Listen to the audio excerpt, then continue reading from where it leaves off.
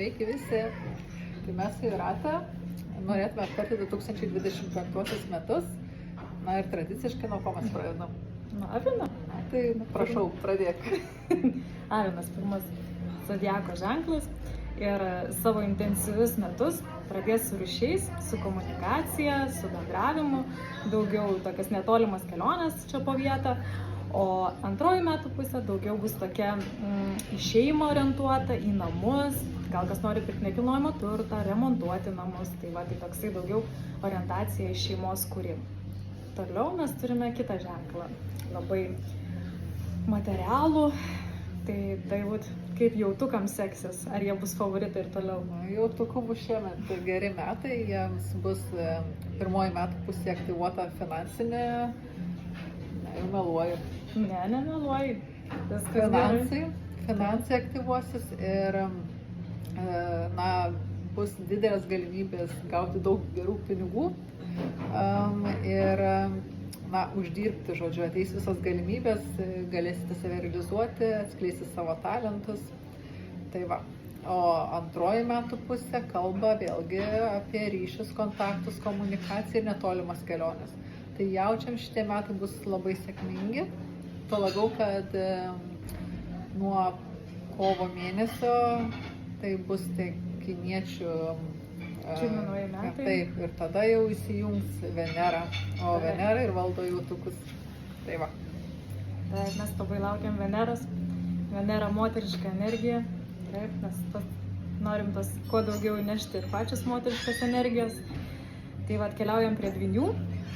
Dvyniai, taip pat jiems sėkmingi metai, kaip matom iš Amerikos prezidento Donaldo Trumpo, jam taip pat karjeroj labai sėkmingi metai buvo. Ir savo asmenybės augimui, tokiam Jupiteris, ta didžioji laimės planeta jam pačiam kaip asmenybei, kilti, judėti prieki. Ir antroji metų pusė daugiau bus tokia orientuota į finansinį augimą. Tai viskas priklausys nuo to, kaip tu save pateiksi, kaip save užauginsi ir kokį finansinį gerbūvį iš to susikrausi. Tai va, tai dvyniai taip pat išlieka favoritai 2025 metų, tai linkiu jums sėkmės visų jūsų realizavimo planų. O paskui jau pas mus eina vėžiukai. Čia sėdi vienas vėžiukas. Tai va, šitie metai bus tokie apie pirmoji metų pradžia, tai bus apie ir vienatvė, ir pabuvimas savimi, tai labai tinkamas metas kapstytis po save, medituoti, užsiimti jogą, užsiimti visokiam praktikom. Gali kilti noras atsitraukti, tiesiog truputėlį pabūti savimi, apmąstyti, ko iš gyvenimo norite. Bet jau antroji metų pusė, tai kalbės vėlgi apie asmenybę, tai tarsi išlysite iš to kiauto, ar ne? Ir spindėsite savo talentus, atskleisite, eis kalba apie savojo, kaip pasakyti, savivertės kėlimą, ar ne? Tai gali būti netgi ir, tarkim, plaukų dažymas tinkamas, keisti išvaizdą, tai vėžiukam labai tinkamas metas, antrasis pusmetis. Super, to ir laukiam. To ir tikimės pokyčių. Liūtai, tie mūsų ryškieji liūtukai, tai Daivutė. Mes apie vieną kitą galim pasakyti, mūsų ryškioji, tau plaukų spalvos nereikės turbūt keisti. Gal paraudoninti. Tai ką, tai tavo planas koks būtų? Daugiau į laimę per draugus, kolektyvą. Tai va, dėl to mes kolektyviai, manau, ir pradėjom šis metus. Tai va, ir linkiu 2025 metais liūtams eiti į kolektyvą, į draugus, pozicionuoti save tarp jų tarpe, nepamiršti, kad yra jų pagalba, palaikymas yra, kad svarbu tai turėti, bendrystę. Ir antroji metų pusė yra tokį įneš Jupiteris daugiau ir pasibuvimą su savim.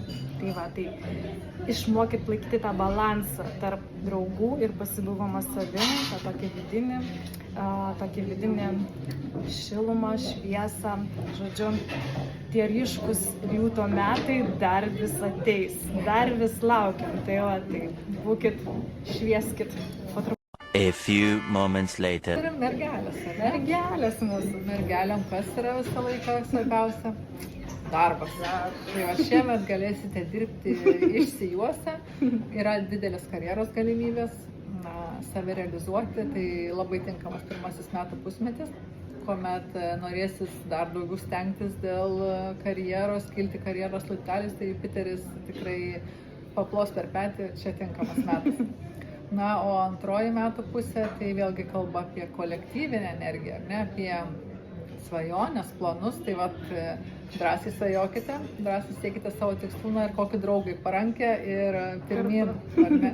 Taip, Tai va. realizuosime realės turbūt savo visus planus sukrautus. Na, ką toliau? Svarstyklės. Svarstyklės 24 metais tokios buvo truputėlį gal paveiktos juodo mėnulio, šiek tiek gal juto tokių baimių, šiek tiek kažkokiose srityse. Tai joms šie metai bus lengvesni ir mes turėsim pirmą metų pusę tokią ramesnę, daugiau su užsieniu, su mokslu, galbūt kažką norėsit mokinti arba patys mokytis, tai va, tai kažkokias galimybės atsivers, tai va, nebijokite, keliaukite, priimkite sprendimus, jums siūlomus pasiūlymus priimkite. O toliau antroji metų pusė, tai žinoma darbas. Tai va, tai darbas, karjera, tai galbūt išmokti dalykai, galbūt tie pasiūlymai jūs atves į karjeros galimybės, galbūt galėsite save išskleisti ir parodyti savo svarstyklės, tą diplomatiškumą, harmoniją, tą tokį, va. Tai va, tai būkit, švitėkit ir jūsų galimybės, va, laukia dar. Galima atsikvėpti svarstyklėm truputėlį. Jo, duokim atsikvėpimą po juodo mėnulio. Tai juodas mėnulis toliau eina į Skorpioną, O, ne? taip. Tai bus purtantis metai Skorpioną, bet Skorpionai prie to pripratę, ne? Tai čia jau rizikos, perversmai, aukštyn žemyn karuselėmis, ar ne? Tai... Jiems įdomiau turbūt, ne? Bus kažkaip jie tokie. Tėvas, aš turiu daug skorpioniškos energijos, tai bus labai smagu pažiūrėti, kaip tie metai bus, bet pirmoji metų pusė duos galimybės parizikuoti, imtis verslų, nes Jupiteris globos va, tokias rizikas, ar ne? Bet ir Jupiteris sako, gal atsikratykit to, kas nebetarnauja ir išsivalykit savo aplinką, ištransformuokit, ko nereikia. O antroji metų pusė jau tinkama bus vėlgi kaip ir svarstyklėm, tiesiog vat, ir mokytis, ir su užsienio ryšiu turėti, galbūt ir keliauti, plėsti akiratį.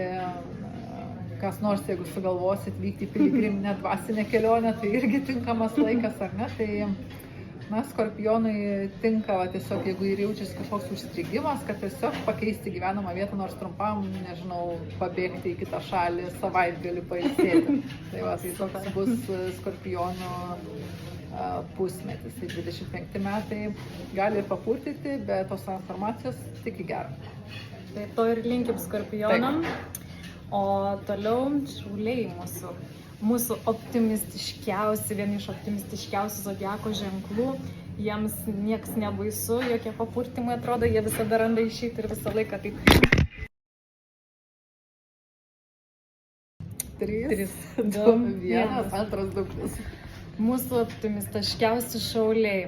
Na ką, šiais 2025 metais laukiam jų vestuvių. Kvietimo reikia. Taip, nepamirškit mus pakviesti vestuves. Šiaip labai palankus metai partnerystiai, santuokai, aišku, kas neturi antros pusės, tai antra pusė. Žodžiu, nemiegokite, o imkitės veiksmų, to labai linkim ir mūsų nepamirškit. O antroji metų pusė, tai va toks truputėlį jau po to baliaus reiks pamastyti, transformuotis truputėlį. Galbūt rizikingą verslą norit imtis, palanku būtų, rizikingais pinigėliais. Taip pat transformacijai daugiau pačios kaip asmenybės. Ta prasme, jau mes jau pasiekėm tokį lygį, kai jau reikia permastyti, pergalvoti savo veiksmus. Galbūt gyvenime kažkas jau yra atgyvenę, jau norime keisti, tai va, tai bus palankus metas Jupiterio, tai va, didinkite savo galimybės, plėskite jas. Tai va, ką ožiaragiam galėtų Daiva pasakyti, mūsų irgi darboholikams? Na, taigi, ožiaragiai, kaip ir mergelės, ką mėgsta, darbą, karjerą, tai va, šis tas pirmas pusmetis 2025 metų, nu, tai ir bus vėlgi apie tai. Tai gali tekti daug padirbėti. Tai čia pati mėgstamiausia turbūt ožiaragio sritis gyvenime, darbas, karjera, ar ne? Na ir paskui jau gali, kaip ir kalbėjom apie kas dabar buvo prieš tai Šaulys. Šaulys. Į vestuvės kvietė, ne? Taip, Tai va, vestuvės. ir teks ožiaragiam atsisukti į savo antrąją pusę, partnerę. Ne Ir tik galbūt darbus tinka kvepia. ir tuoktis taip pat. Nes su darbu reikia tuoktis su žmogum, tai va tą balansą reikia atrasti šiemet. Tai lauksim pakvietimų į vestuvės ožiaragiai, padėkite tą darbą į šoną, daug meilės jums ir didžiausios sėkmės.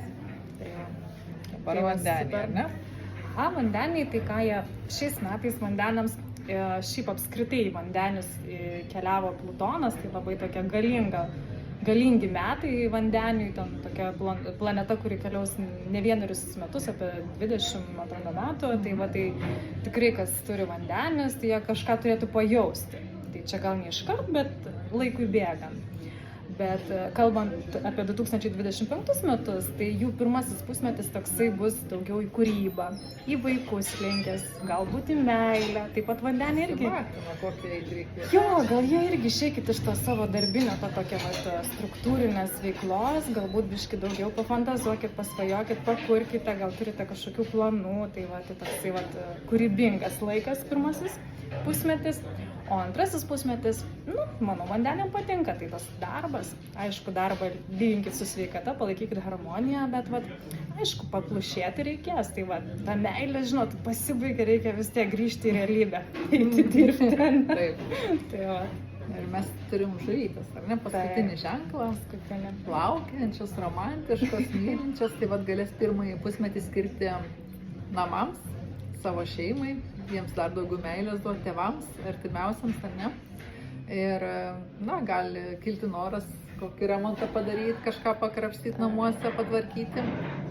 Tokį lizdelį, kaip galima sakyti, kurti, nes antras pusmetis bus irgi apie meilę. Apie įsimylėjimą, tos drugelius, kurio taip žuvis turbūt turi, ne, tos rožinius akinukus įsideda ir eina taip. Bet irgi labai tinkamas metas kurti, tai žuvis yra irgi apie kūrybą, apie meną, tai ar kas tai bebūtų, tiesiog, skleiskite savo talentus ir rodykite pasaulį, pajungkite tas liūtą energiją šiek tiek, ar ne, tokį ir turbūt, kad, ne turbūt, o tas būstas 5 yra apie vaikus.